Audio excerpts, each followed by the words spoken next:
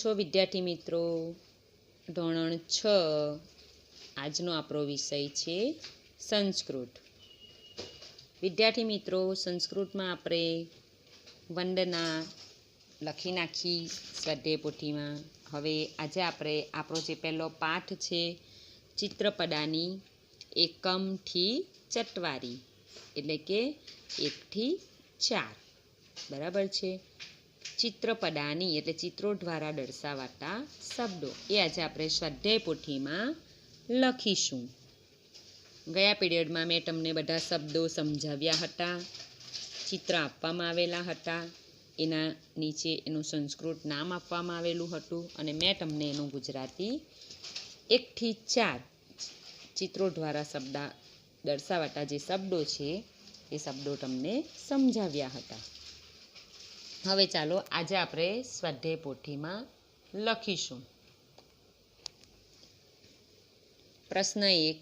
નીચેના દરેક પ્રશ્નના ઉત્તર માટે આપેલા વિકલ્પોમાંથી સાચો વિકલ્પ શોધીને તેનો ક્રમ અક્ષર પ્રશ્નની સામે આપેલા બોક્સમાં લખો.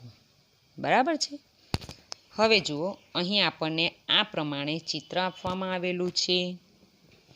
ત્યાર પછી એનો પ્રશ્ન પૂછાયો છે. એના A, B, C અને D ઓપ્શન આપવામાં આવેલા છે. એના જવાબ સંસ્કૃતમાં આપવામાં આવેલા છે અને આ પ્રમાણે બોક્સ આપવામાં આવેલું છે. તો એ બોક્સમાં જે ઓપ્શન આવતો હોય, સાચો જવાબ હોય, તે અહીં બોક્સમાં એનો ક્રમ લખવાનો છે, જે આપણને બધાને આવડે જ છે. બરાબર છે, કે કઈ રીતે ક્રમ બોક્સમાં લખવાનો છે. તો ચાલો હવે જોઈએ પહેલું ચિત્ર. જો પહેલા પ્રશ્નમાં શું છે કે અહીં ચિત્ર આપવામાં આવેલું છે. બરાબર છે. સવાલ છે, આ ચિત્રમાં કયું પશુ છે? A. ગદર્ભ, B. વૃષભ, C.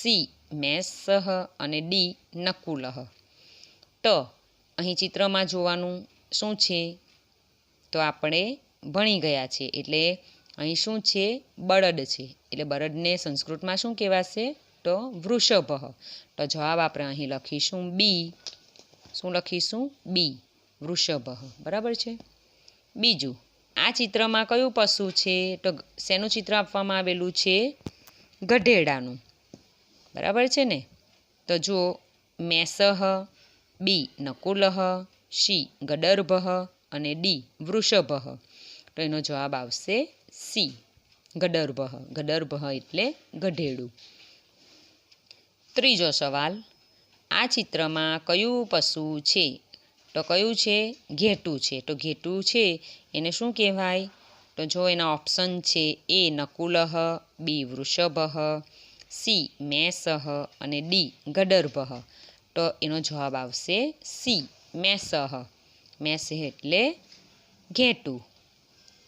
ચોથો સવાલ, નોળિયાનું ચિત્ર આપવામાં આવેલું છે. આ ચિત્રમાં કયું પશુ છે? તો શું આવશે જવાબ? A. નકુલઃ, B. મેષ, C. ગદર્ભ, D. વૃષભ. તો હવે એનો જવાબ આવશે A. નકુલઃ. નકુલઃ એટલે નોળિયો.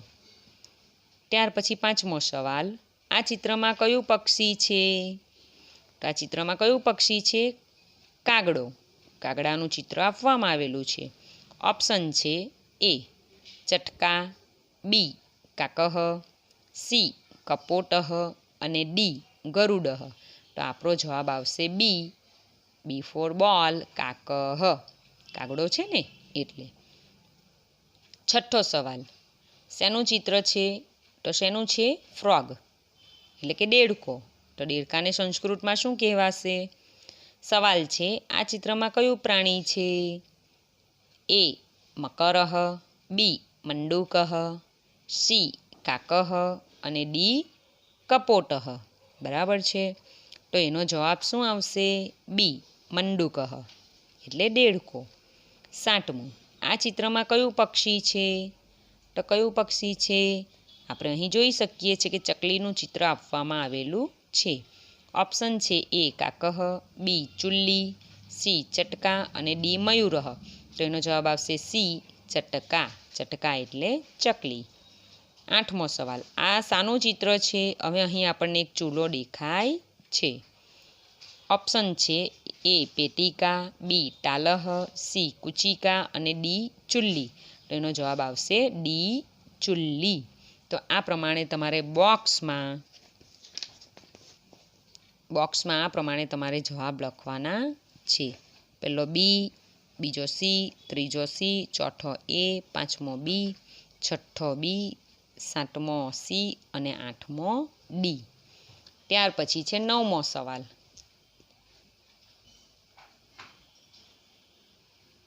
આ શાનું ચિત્ર છે? તો શેનું છે? ફૂલદાની. બરાબર છે ને? ચિત્રને આધારે આપણે કહી શકીએ ચિત્ર જોઈને કે આ તો ફૂલદાની છે. તો ફૂલદાનીને શું કહેવાશે? એ પુષ્પમ, બી વૃક્ષ, સી પુષ્પાઢાની અને ડી કલિકા. તો એનો જવાબ આવશે સી પુષ્પાઢાની.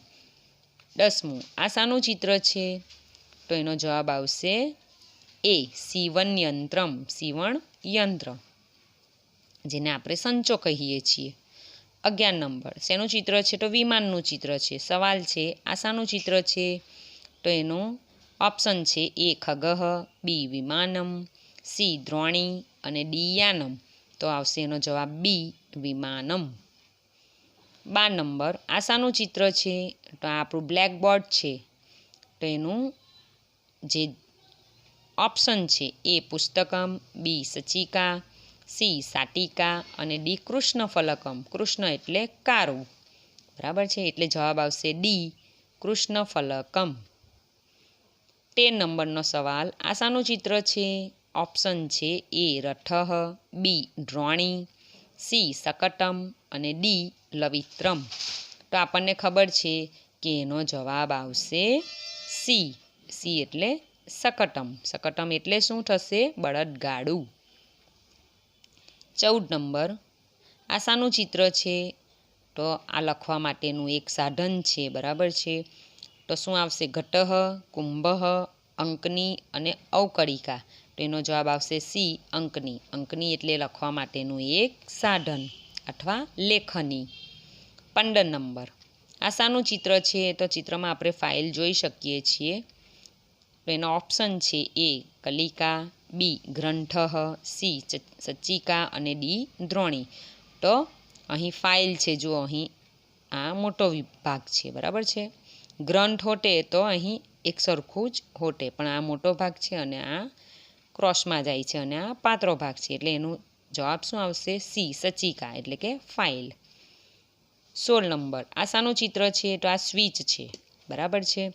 તેનો ઓપ્શન છે એ દ્રોણી, બી પિજ્જહ, સી યંત્ર અને ડી કુચિકા. તો એનો જવાબ આવશે બી પિંજહ. તો તમારે આ પ્રમાણે એના જવાબ લખી દેવાના છે. બરાબર છે? હવે આગળનો પ્રશ્ન, પ્રશ્ન 2. કયો પ્રશ્ન છે? પ્રશ્ન 2. નીચે આપેલા સંસ્કૃત શબ્દોના સાચા અર્થ તેની સામે આપેલા વિકલ્પોમાંથી શોધીને લખો. હવે જુઓ, પરીક્ષામાં પણ તમને આ પ્રમાણે જ આપવામાં આવેલું હોય છે. બરાબર છે? તો પહેલું છે વૃષભ. હવે વૃષભને ગુજરાતીમાં શું કહેવાશે? એના ઓપ્શન તમને આ પ્રમાણે આપવામાં આવેલા છે.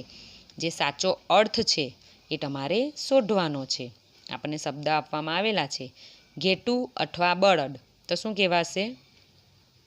શું કહેવાશે? વૃષભ એટલે બળદ. તો અહીં તમારે બળદ લખવાનું. બીજું મકરહ. મકરહ એટલે શું? મગર કે દેડકો. તો શું થશે? મગર. સાટિકા. સાટિકા એટલે પેટી કે સાડી. તો શું થશે?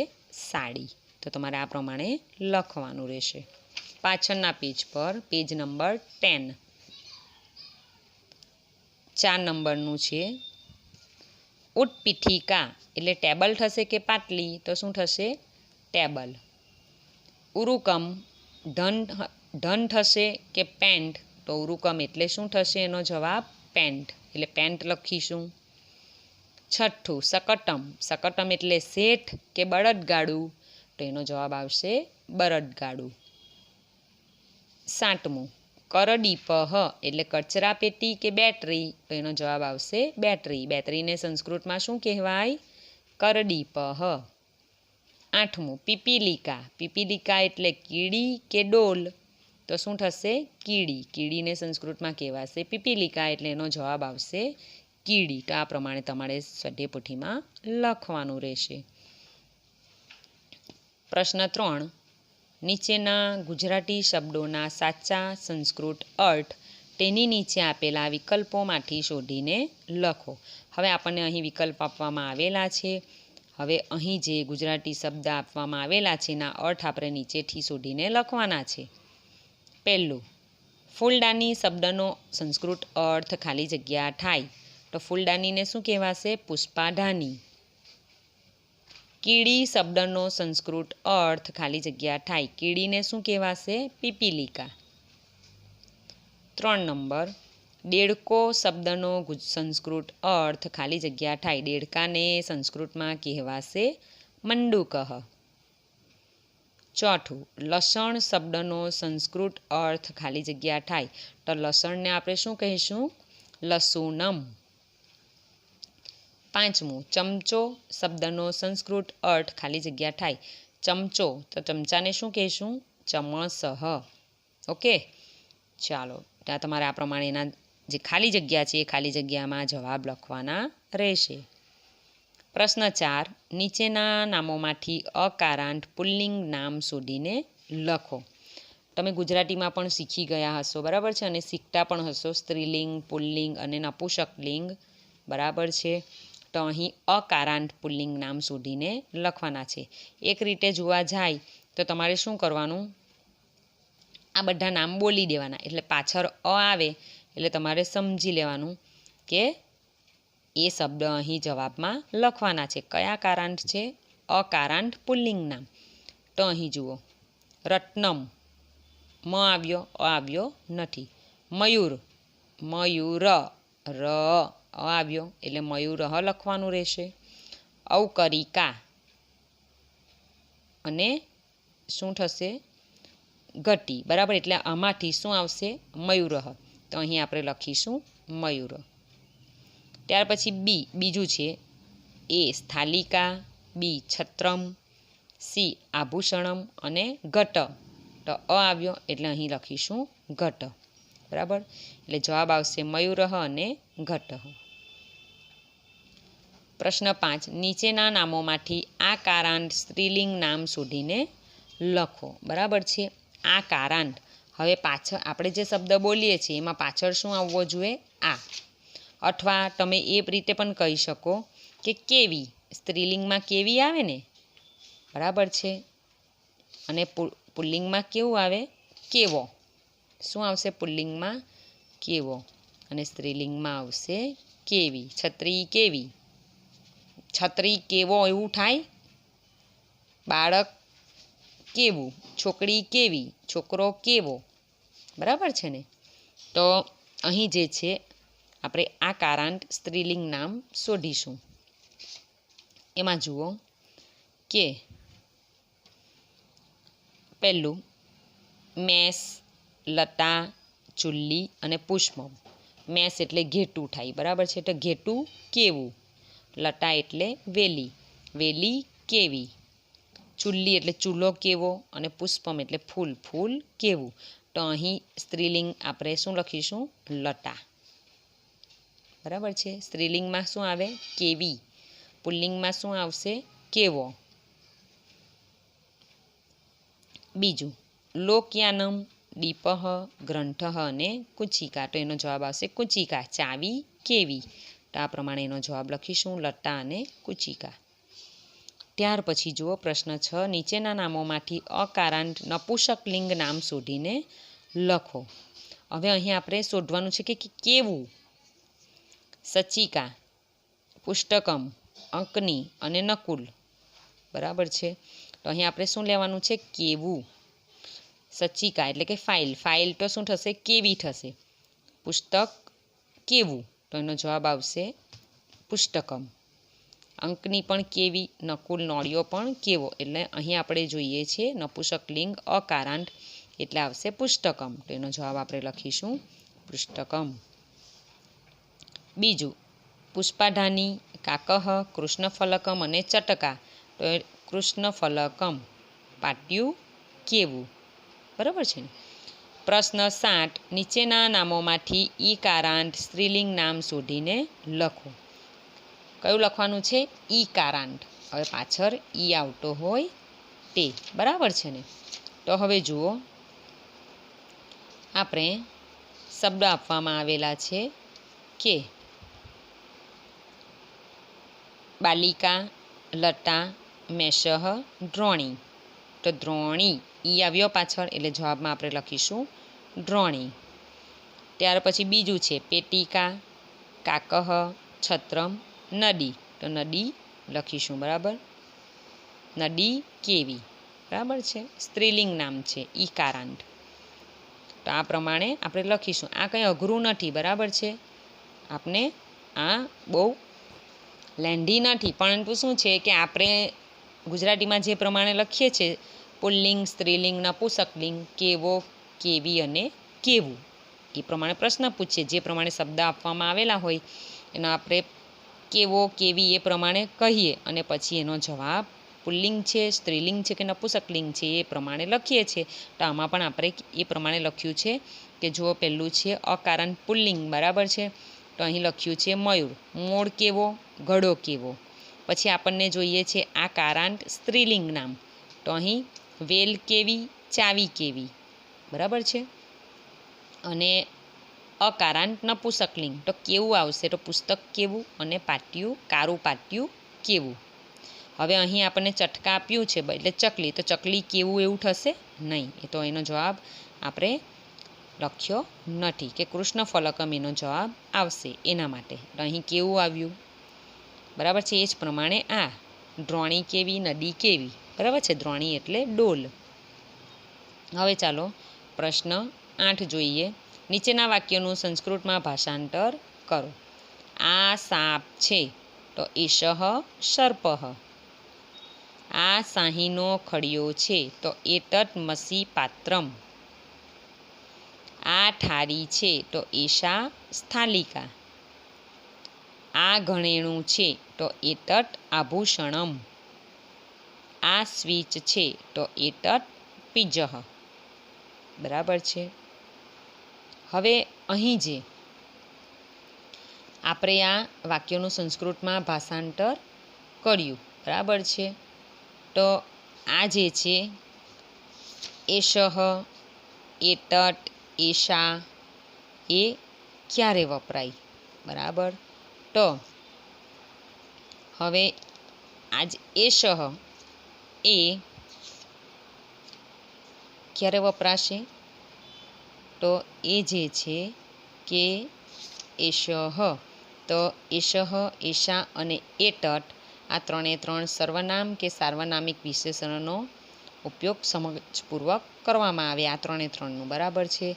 તો એષઃ એ પુલ્લિંગ શબ્દ છે. બરાબર છે. એટલે જો આ સાપ કેવો તો એષઃ એના માટે લગાવ્યું, પુલ્લિંગ શબ્દ છે. અને એષા એ સ્ત્રીલિંગ શબ્દ છે.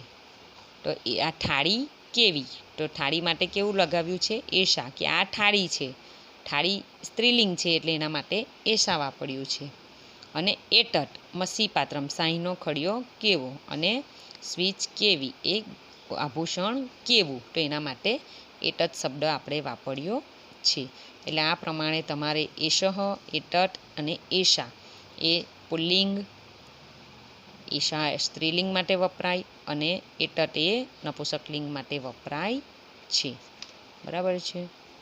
હવે તમારે આ જે છે એ તમારી સ્વાધ્યાય પોથીમાં વ્યવસ્થિત રીતે લખી દેવાના રહેશે સારા અક્ષરે. બરાબર.